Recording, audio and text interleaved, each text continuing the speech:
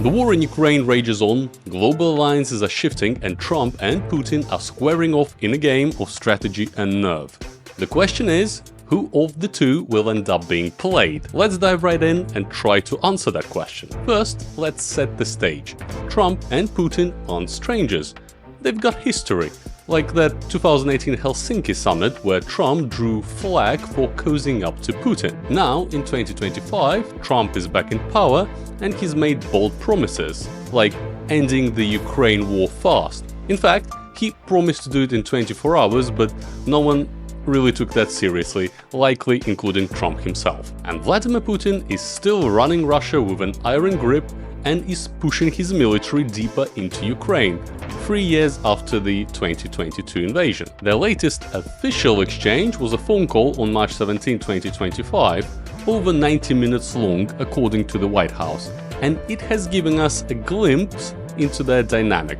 Trump pushed for peace, Putin gave ground, but not so much. Now, can Trump turn this into a win? To answer that, we need to look at where things stand in terms of the balance of power and the motives on both sides. As of today, March 21st, 2025, and as I'm recording this video, Russia holds about 18% of Ukraine. That is Crimea plus chunks of Donetsk, Luhansk and Zaporizhia and Kherson. Ukraine is fighting back, but Kyiv is stretched thin. Things aren't going well neither on its own territory nor in the Russia's Kursk region, where Ukrainian forces are being surrounded and squeezed out. Ukraine has been leaning hard on US aid over the course of the conflict, but Trump now clearly signaled a pivot, calling that aid a waste and pushing for a deal which seems skewed towards Russia's interests. The call on March 17 was a first proper test run.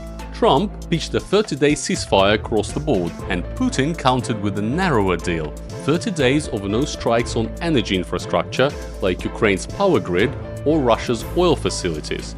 No full truce though, and the fighting rolls on. The White House called it movement to peace, but analysts say that it's a win for Putin. Why? Well, he keeps his troops advancing while dodging bigger concessions. Putin has long insisted that Crimea and the 4 partially occupied regions are Russian.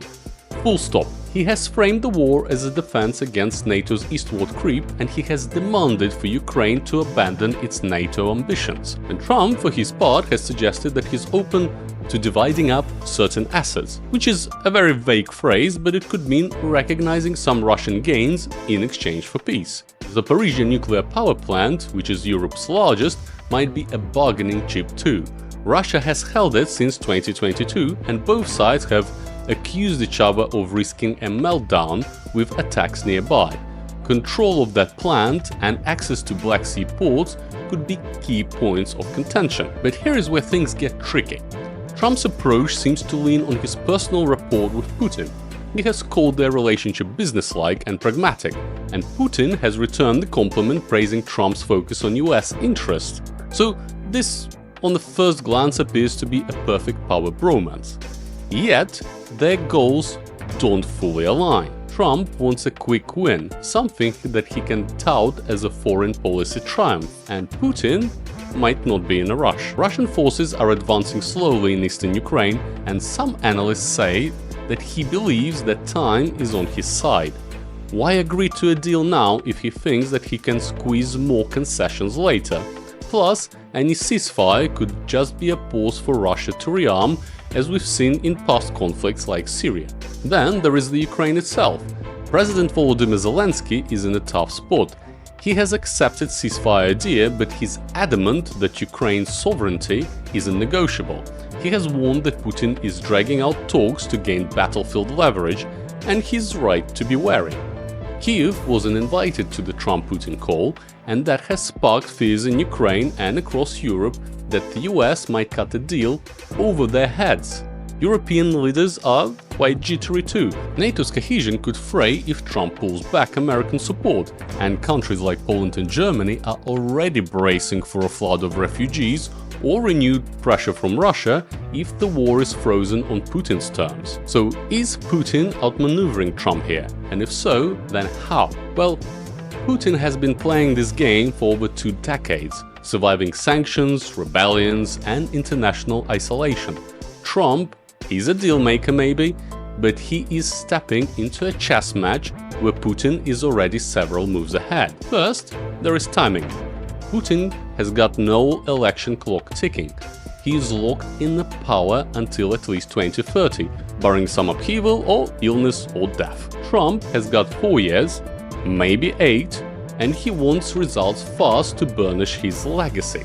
That urgency gives Putin leverage. He can stall, test Trump's patience, and wait for the US to blink, especially if Trump's base starts grumbling about endless wars eating up taxpayer dollars. Second, Putin has got battlefield momentum. Russia is not winning decisively, but it is certainly not losing. Its economy has held up under sanctions, oil sales to India and China are still keeping the lights on, and its military has adapted, churning out drones and artillery at the pace that Ukraine can't match without Western help. Trump's talk and actions about cutting aid could be a signal to Putin that the US is ready to ease the pressure.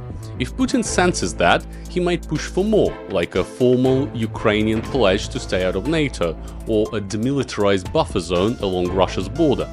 Trump might see that as a fair trade for peace, but for Putin it is a strategic win, cementing Russia's sphere of influence. Third, there is a psychological edge. Putin is a former KGB officer and he thrives on reading people and finding their weak spots. Not to say that Putin is some genius strategist, of course, not at all. We've seen him blunder and panic plenty of times during the last 3 years.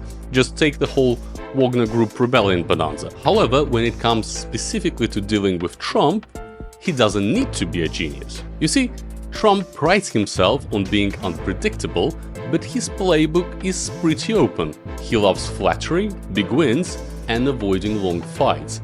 He's primarily a populist and a showman. Putin is already laying the groundwork by praising Trump's pragmatism in public while quietly signaling to his inner circle that Russia won't budge on core demands.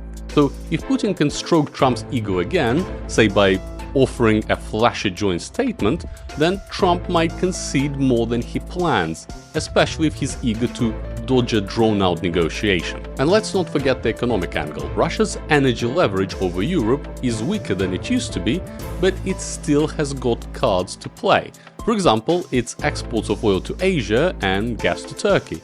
Putin could also sweeten a deal with promises of sharing some of Ukraine's wealth or cooperation on Arctic resources, dangling just enough to make Trump think that he has scored an economic or trade victory. Or at least give him something that he can sell to his base as such. Meanwhile, Putin's real goals might be to lock in some sanctions relief and keep widening the divide within NATO, or maybe to have US ease off in places like Syria. Trump may not see all of those ripple effects, unlike Putin, who has the advantage of being in power for decades now and who has committed to long-established objectives. So, who is playing who? Well, it's not a done deal. Trump's got his own savvy and he's not afraid to walk away from a bad hand, but Putin has got the edge in patience, preparation, and a willingness to play it dirty. He's not just negotiating with Trump. He's gaming the Western fatigue, Ukraine's desperation, and Trump's need for a headline. The question is whether Trump is capable enough to notice and counter that. Now, what are the implications of all of this? There are a few high-level scenarios that I see here. First scenario is that Trump and Putin agree to a ceasefire, maybe 30 days, maybe longer, and Russia keeps what it's got, Ukraine gets a breather, and both leaders claim victory. That is, if ceasefire holds, of course, and Russia doesn't keep pummeling Ukraine regardless of it, or if it does something controversial to Ukrainian troops in Kursk. Scenario 2 is that negotiations stall. Putin digs in, demanding more than Trump can sell to Ukraine or Congress or his base, and the war drags on. And scenario 3, a bigger deal emerges, like land swaps, a neutral Ukraine, maybe even a thaw in US-Russia ties. That may sound like a long shot right now, but remember that this is a brave new world where nationalism dictates foreign policy of major geopolitical powers. So it is not as far-fetched as it may seem at first. Whatever happens, Trump's game with Putin has very high stakes. For Trump, it's about proving that he can bend geopolitics to his will, and for Putin, it's about locking in gains and outlasting the West.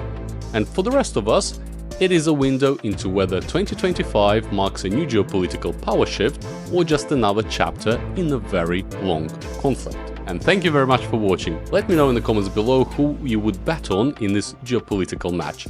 Also, what do you think all of this means for Europe? Also, if you found this content to be interesting or thought-provoking, please consider leaving a like or subscribing. Thank you again, and I'll see you in the next one.